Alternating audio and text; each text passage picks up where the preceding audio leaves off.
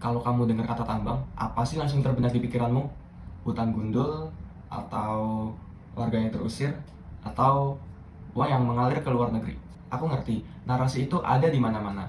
Tapi hari ini, aku mau mengajak kamu lihat sesuatu yang jarang disorot. Bahwa masalah terbesar dari industri tambang Indonesia bukanlah tambang itu sendiri, melainkan bagaimana kita mengatur uang di sekitarnya. Indonesia punya salah satu cadangan nikel terbesar di dunia. Dan saat kita mulai serius ngolah nikel itu sendiri, bukan hanya sekedar menjual bahan mentahnya ke luar negeri, hasilnya luar biasa. Nilai ekspor nikel Indonesia naik yang awalnya 2,81 miliar di tahun 2015 menjadi 32,5 miliar di tahun 2023. Hampir naik 12 kali lipat dalam waktu 8 tahun. Di Halmahera Tengah, pertumbuhan ekonominya naik sekitar 62% di tahun 2025, didorong langsung oleh industri pengolahan tambang.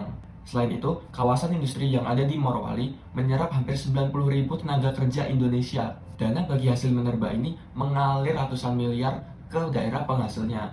Di Morowali tadi menghasilkan 555 miliar rupiah, dan di Halmahera Tengah menghasilkan 688 miliar di tahun 2024 saja.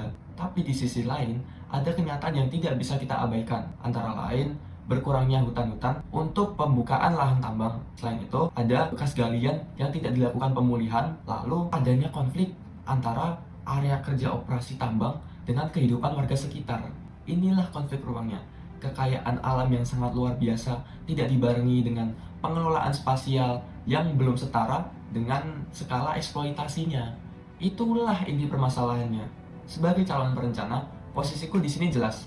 Tambang dan hilirisasi merupakan jalur yang tepat untuk Indonesia. Namun, kalau dikawal dengan instrumen tata ruang yang tepat. Bukan karena aku menutup mata dari dampaknya ya, justru malah sebaliknya. Ketika kita melihat sebagian besar PDRB daerah tambang mengalir ke luar wilayah, itu bukan alasan kita memberhentikan tambang. Justru itu adalah sinyal bahwa mekanisme pembagian spasial antara pusat dengan daerah penghasilnya itu belum direformasi. Ketika kita melihat kasus RT/RW yang tiba-tiba berubah untuk kepentingan industri tanpa proses yang jelas dan tanpa proses yang transparan, itu bukan bukti bahwa tambang itu selalu merusak. Tapi, itu adalah bukti bahwa instrumen tata ruang kita yang terlalu gampang dinegosiasikan. Dan itu perlu kita perkuat. Hilirisasi sudah membuktikan bahwa Indonesia dapat keluar dari jebakan ekspor bahan mentah. Yang perlu kita lakukan sekarang adalah memastikan ruang tempat tambang yang ingin beroperasi itu sudah direncanakan dengan benar sejak awal. Jadi sebagai perencana, apa solusi spasialnya yang secara konkret? Yang pertama, zonasi berbasis daya dukung lingkungan. Penetapan wilayah pertambangan dalam RT/RW dan RDTR harus berbasis dengan analisis kemampuan lahan yang sangat ketat. Kawasan dengan fungsi lindung, resapan air, atau kelarangan tinggi tidak boleh masuk dalam delineasi IUP.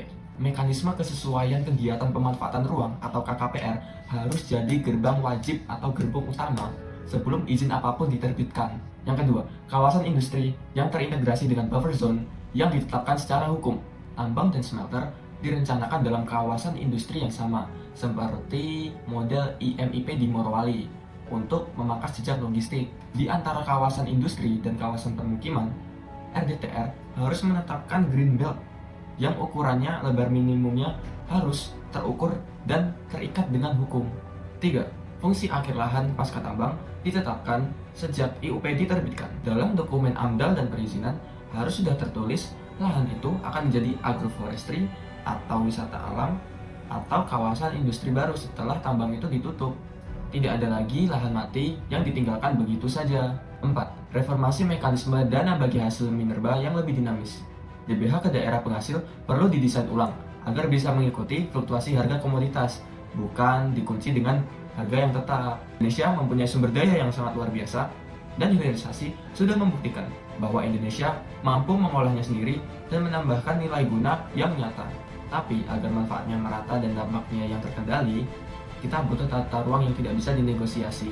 Kayak yang tadi tuh, zonasinya yang tepat, buffer zone yang terukur, reklamasi yang sudah ditetapkan sejak awal, dan bagi hasil yang adil untuk daerah penghasilnya. Jadi sekian dari saya. Wassalamualaikum warahmatullahi wabarakatuh. Terima kasih sudah menonton.